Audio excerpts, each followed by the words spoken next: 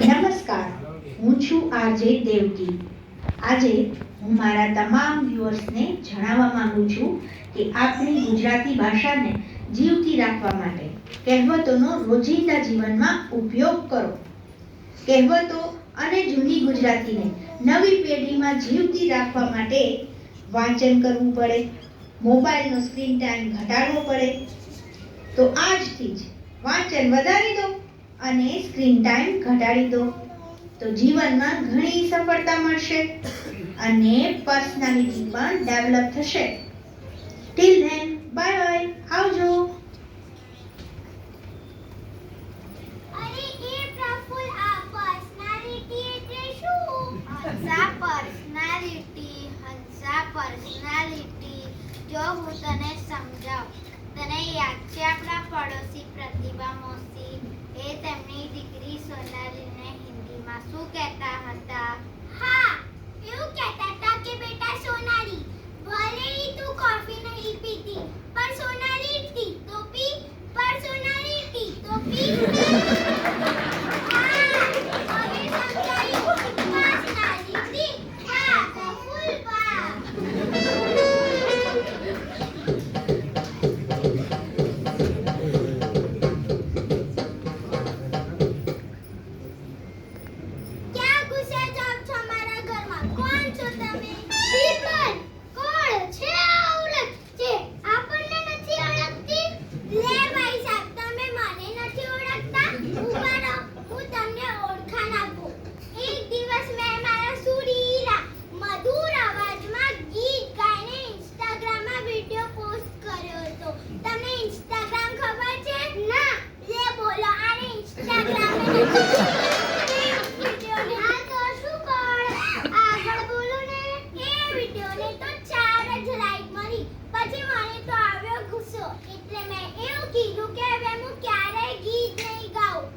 પછી તમને ખબર છે વિડિયોને કેટલા લાઈક મળ્યા? 4000. તો આ છે અમારી હંસા, અને તમે કહો છો આને નથી ઓળખતા. ખરેખર મસ્ત ટીપ છો તમારી હંસા. હસવાનું બંધ કરો ભાઈ સાહેબ અને બોલો, આ ફેન્સી ડ્રેસ બનીને ક્યાં ઘૂસ્યા જાવ છો? કોણ છો તમે? માથે વરસે વરસાદ ઝરમર, કાબર કરે અવાજ કલબલ, નાનપણમાં કદી ચોપડી વાંચી હોય તો ઓળખો ને અકબર બિરબલ.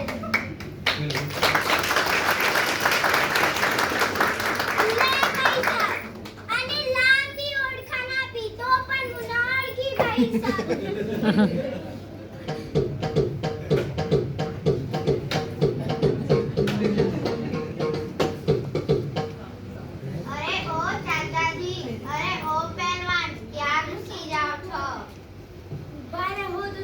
અમને નથી ઓળખતા? ચાચાજી, જરાક અમને આપણી ઓળખાણ આપો ને. આ છે મારો સાબુ, કરો બુદ્ધિની શુદ્ધિ. ગુજરાતીમાં સાબુ એટલે થાય સામાન્ય બુદ્ધિ. મગજમાં ના કચરાને કાઢો ખંખેરી ખંખેરી. પ્રફુલ્લ અને હંસા, ઓળખો મને, હું છું ચાચા ચૌધરી. અને લાંબી ઓળખાણ આપી તો પણ હું ના ઓળખી ભાઈ સાહેબ.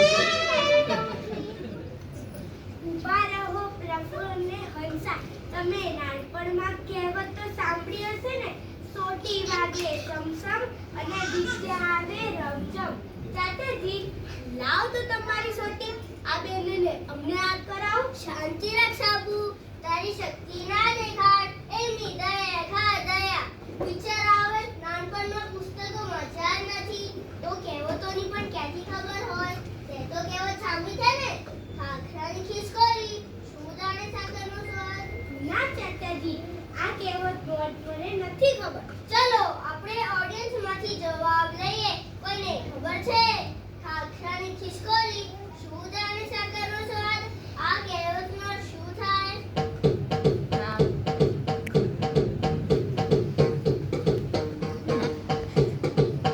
જેણે આખો દિવસ ખાખરાના પાન ખાધા હોય એને સાકરનો સ્વાદ ક્યાંથી ખબર હોય?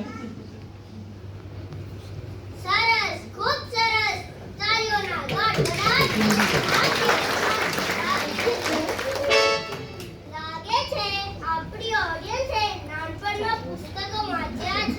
હા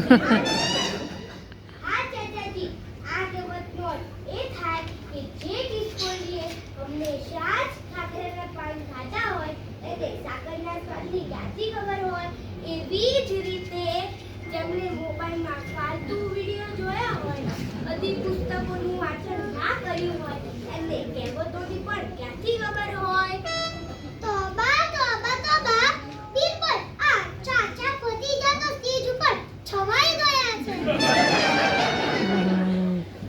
જી બાદશાહ સલામત, એમાં એવું છે ને કે ઉજ્જડ ગામમાં એરણનો પ્રધાન. તો ચાલ બિરબલ, દેખાડ તારી બુદ્ધિનો કમાલ.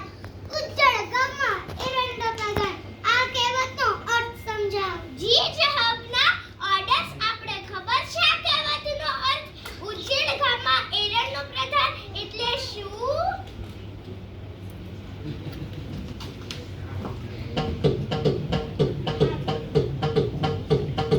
જે ગામમાં એક પણ ઝાડ ના હોય, ખાલી એરંડાનું એક જ ઝાડ હોય, તો એ રાજા જેવું ઝાડ લાગે. એટલે ઉજ્જડ ગામમાં એરંડો પ્રધાન.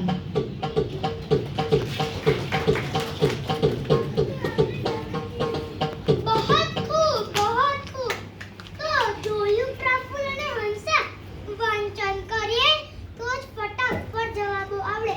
પ્રફુલ્લ અને હંસા, તમને ખબર છે આ આપણી ઓડિયન્સ જમનાબાઈ નરસિંહ શાળા દ્વારા શરૂ કરાયેલા બોન્ડ ઓવર બુક્સ કાર્યક્રમમાં પોતાના બાળકો સાથે બેસીને વાંચન કરે છે, એટલે તેમને કહેવતોની અર્થની ખબર છે. ઉજ્જડ ગામમાં એરણનો પ્રધાન એટલે જે ગામમાં એક પણ ઝાડ ના હોય ત્યાં એરંડાનો ઝાડ પર રાજા ગણાય છે. એવી જ રીતે થોડી બુદ્ધિવાળા માણસોની વચ્ચે ઓછી બુદ્ધિવાળો માણસ મહાન ગણાય છે. ચાચાજી, આ નકલી બાદશાહના બિરબલને બંધ કરાવો ને. ખામોશ! નકલી કોને કહે છે? નકલી તો તું છે, તું. અમે તો એવી રીતે કામ કરીએ કે ડાબા હાથે કામ કરીએ તો જમણા હાથને પણ ખબર ના પડે. કેમ? તમારો જમણો હાથ તૂટેલો છે? જા બિરબલ, લાવ મારી તલવાર. હવે તો એક ઘા અને બે કટકા.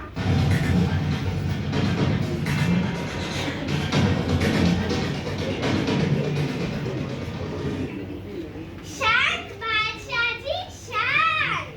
કેમ કે શીર સલામત તો પાઘડી હજાર. ઉપર જાતી રાખસાબુ, ના ભૂલ્યામાં નવ ગુણ હોય. અને એમ પણ કહેવાય છે કે ગાદ્યા મે વસે નહીં, વસ્યા કૂતરા કર દે.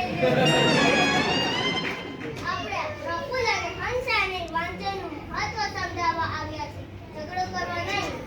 એમ ઠીક, લ્યો, તમને કીધું એટલે જવા દીધા. પણ ચાચાજી, તમને કોઈ આશા છે કે તમને આ પ્રફુલ્લ અને હંસાને કંઈ સમજાઈ શકશો?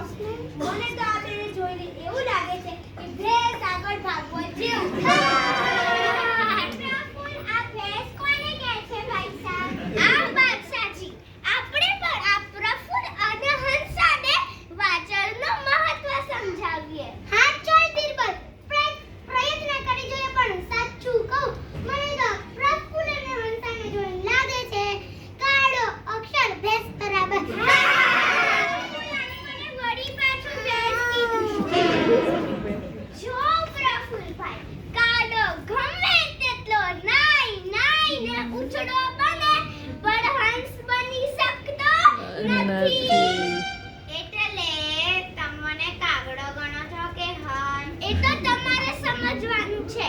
પરંતુ તમે આજથી જ, હમણાંથી જ, અત્યારથી જ પુસ્તકાલય તરફ પગ ઉપાડો અને આ મોબાઈલ પર ફાલતુ વિડીયો જોઈને સમય બરબાદ કરો છો, એની કરતા વાંચન કરવાનું શરૂ કરો. તો તમને સમજાશે કે તમે કાગડો છો કે હંસ. સાચી વાત છે બિરબલભાઈ, અમે